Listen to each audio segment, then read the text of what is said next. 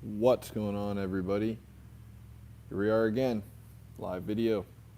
Trying to keep up with the schedule I set for myself, but it's kind of tough. A lot of stuff going on right now, so I apologize to everybody if you were hoping for a video on Monday, because it's Thursday, and here I am doing that. So, once again, we're in the shop. I'll talk about a few of the things we got going on here. So, flip the camera around. So, this is a Bobcat 590 skid steer. See, got a cab flipped up on it. Old hood trunk is open. So essentially, what has to happen with this is the arm here doesn't have any power when you go to lift it up. So basically, everything in these machines is hydraulic. It moves on hydraulics. This machine has two sticks, so when you're sitting in the machine, you push a stick forward and back, and that moves that one side or the other side's tracks. And the lift on this is run through pedals down here. See here, you push those with your feet. One side lifts the arms, the other side tilts the forks. So this lifting mechanism and the tilting mechanism was very, very weak.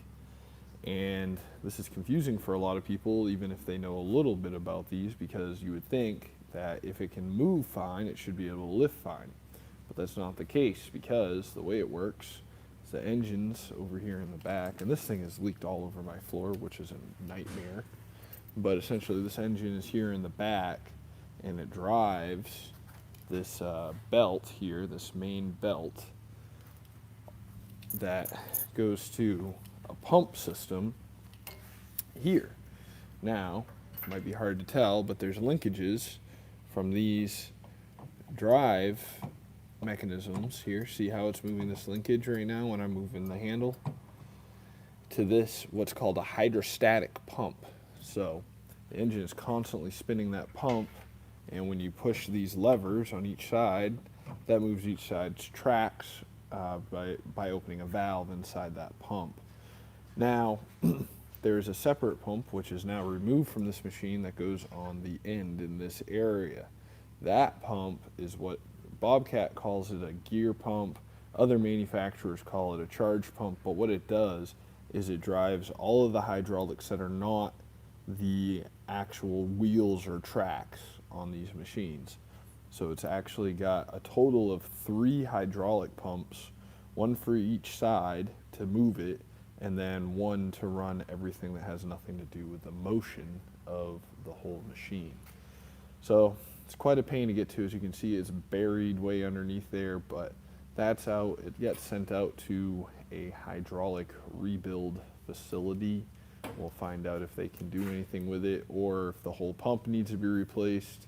The pump alone, this one pump, just the part cost $1,800. So very, very expensive repair when you figure in the cost of the part and the labor. So that's a little crazy.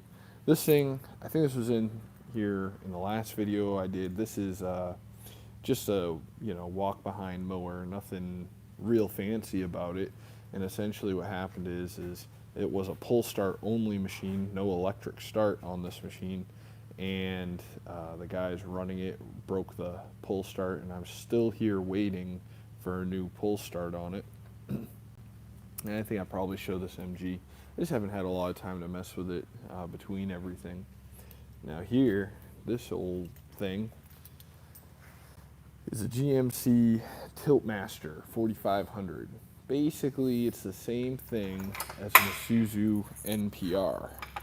GM partnered with Isuzu back in the late 90s and started doing Chevrolets and GMCs in the same outfit as an NPR truck. Why? Who knows? Just to get their name out there, I guess. But I'm not going to flip the cab and everything for this, but it has a 6-liter LS motor in it from the factory, backed by a 4L80 transmission, and I have the dash ripped out of it, which is a lovely pain because, unfortunately, even though this is a medium to heavy duty truck, I'd say it's a medium duty truck, it has hydraulic brakes, So when you would push the brakes, you would have to just crank on them with your leg to make this thing stop, which is kind of scary when you've got an 18-foot box truck you're driving around.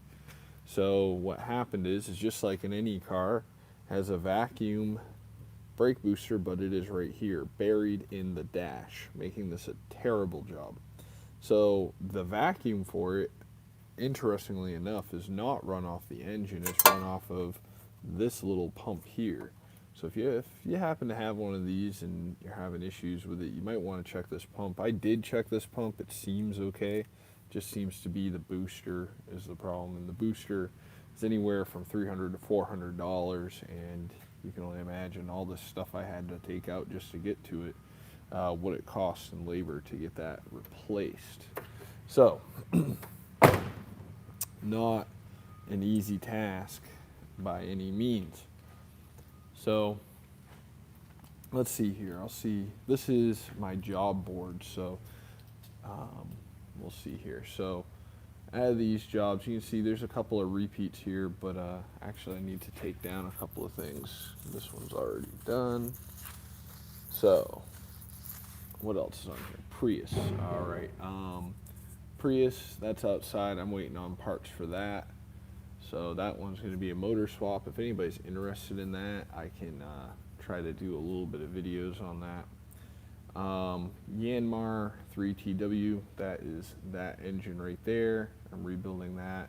The owner of it was a little slow to pay, so I'm not on another job that I did, so I'm kind of making it back up by taking my time on his job. Tree spade. Yeah, that is not in the building, but that thing leaks like a sieve. I might get a chance to shoot a little bit of video with that.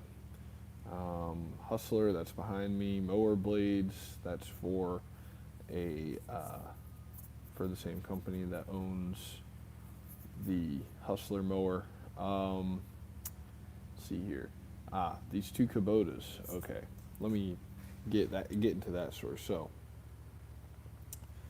two jobs, actually more jobs than that, but two jobs on the board that are for companies, and they had tentatively agreed to do the job, and then all of this craziness hit and they backed out of doing it right now. Now they still need the job done, however they are taking their time because they want to see what's going to happen with the economy, make sure that they can pay, which I really appreciate. I'd rather they know that they can pay before I do the work than have me do the work and not be able to pay for it.